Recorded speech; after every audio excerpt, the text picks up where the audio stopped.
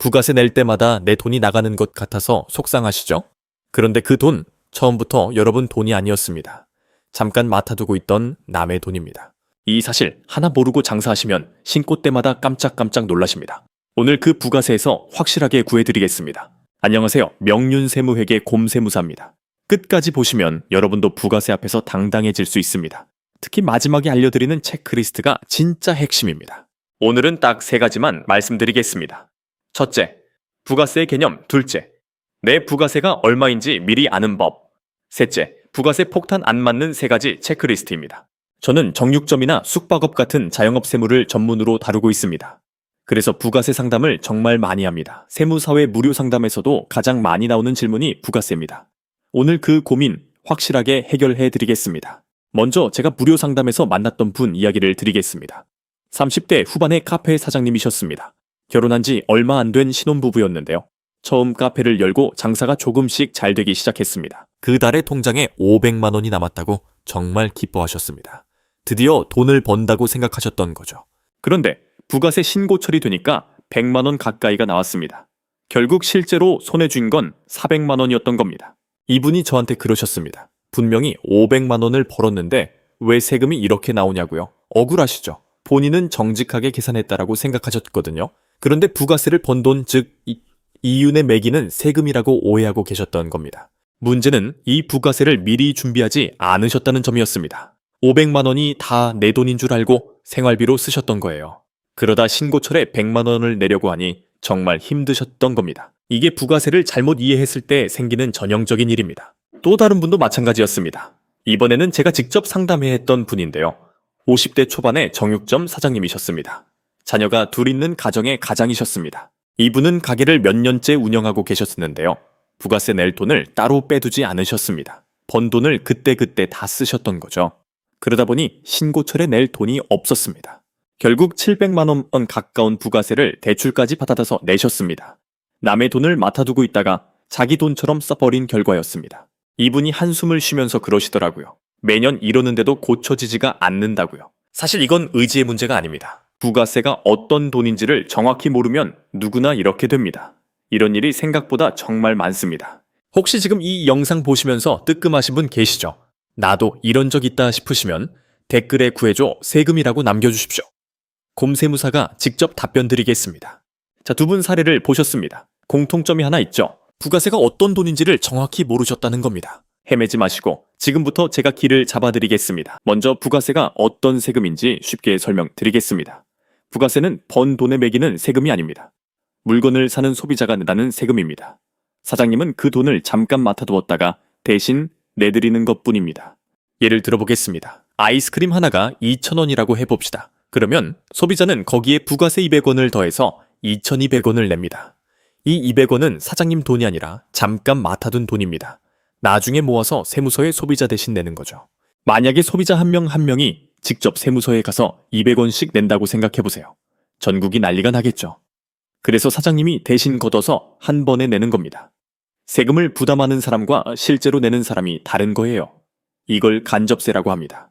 여기서 정말 중요한 사실이 하나 있습니다. 많은 분들이 부가세를 번 돈에 매기는 세금이라고 생각합니다. 하지만 그게 아닙니다. 부가세는 내가 받은 부가세에서 내가 낸 부가세를 뺀 금액입니다. 쉽게 풀어드리겠습니다. 물건을 팔 때 손님에게 받은 부가세가 매출세액입니다. 물건을 사올 때 내가 낸 부가세가 매입세액입니다. 이 둘의 차이만큼만 내는 겁니다. 예를 들어 15,000원짜리 물건을 사올 때를 봅시다.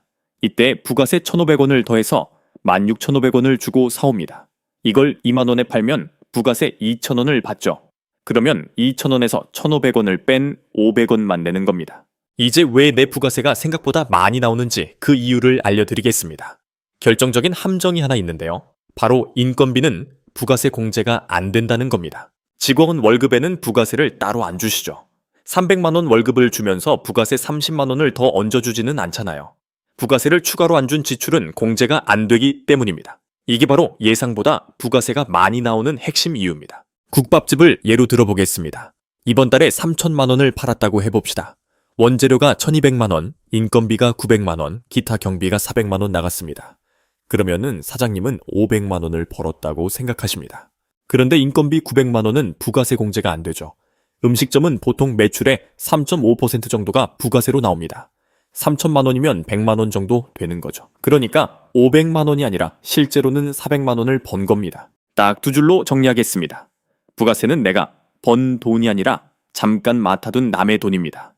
그리고 인건비처럼 부가세를 따로 안 준 지출은 공제되지 않습니다. 이 두 가지만 기억하셔도 여러분 재산을 지키실 수 있습니다. 그럼 이제 진짜 중요한 걸 알려드리겠습니다. 부가세 폭탄 안 맞는 3가지 체크리스트입니다. 이대로만 따라오시면 됩니다. 첫 번째, 내 부가세 비율을 먼저 구하세요. 작년에 부가세를 얼마 내셨는지 확인해 보십시오. 그걸 작년 매출로 나누면 내 비율이 나옵니다. 예를 들어 매출의 4%가 부가세였다면 그게 바로 내 기준입니다. 업종별 평균 비율이 궁금하시면 국세 통계 포털에서도 확인하실 수 있습니다. 두 번째, 매달 그만큼을 미리 통장에 떼두세요. 매출이 들어올 때마다 거기에 내 비율을 곱하세요. 그 돈만큼은 절대 손대지 마시고 따로 보관하시면 됩니다. 이때 매입세액을 잘 챙기시면 부가세를 더 줄일 수 있습니다. 물건을 사올 때 세금 계산서나 카드 영수증을 꼭 챙기세요. 부가세를 추가로 낸 지출이라면 공제를 받을 수 있거든요. 이게 합법적으로 부가세를 줄이는 가장 기본적인 방법입니다. 세 번째, 본인 유형과 신고 기한 반드시 챙기세요. 부가세는 일반 과세자 기준으로 1년에 2번 신고합니다. 상반기 일기 확정 신고는 7월 25일까지가 원칙입니다. 다만 올해 2026년에는 7월 25일이 토요일이라 7월 27일까지 연장도 했습니다. 간이과세자는 조금 다릅니다. 간이는 1년에 딱 한 번, 다음 해 1월에 신고하시면 됩니다. 참고로 24년 7월부터 간이과세 기준이 연 매출 1억 400만 원으로 올라갔습니다. 예전 8천만 원에서 상향된 거니까 본인이 어디에 해당하는지 꼭 확인해 보십시오. 다만 여기서 주의하실 게 있습니다.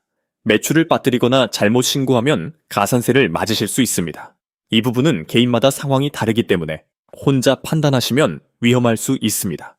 전문가와 꼭 상담하시고 진행하시길 권합니다. 제가 무료 상담을 하면서 수없이 확신하게 된 게 있습니다. 미리 떼두기만 하면 부가세는 절대 무섭지 않습니다. 이 영상 보신 분들은 이제 걱정 안 하셔도 됩니다. 오늘 알려드린 대로만 하시면 괜찮습니다. 오늘 내용을 3줄로 정리해드리겠습니다. 첫째, 부가세는 번 돈이 아니라 매출세액에서 매입세액을 뺀 돈입니다. 둘째, 매달 매출에 내 비율을 곱해서 미리 떼두십시오. 셋째, 본인 유형에 맞는 신고 기한을 절대 놓치지 마십시오. 다만 오늘 말씀드린 내용은 일반적인 세무 정보입니다. 개인마다 업종과 상황이 다르기 때문에 본인에게 딱 맞는 절세 방법이 궁금하시면 전문 세무사와 상담 한번 받아보시는 걸 추천드립니다. 영상 설명란에 상담 안내를 남겨두었으니 확인해 보시길 바랍니다. 오늘도 구해줘 세금과 함께 해주셔서 감사합니다. 세금 고민 혼자 끙끙 앓지 마시고 곰세무사한테 맡겨주십시오. 구독 눌러두시면 다음에도 제가 먼저 찾아뵙겠습니다.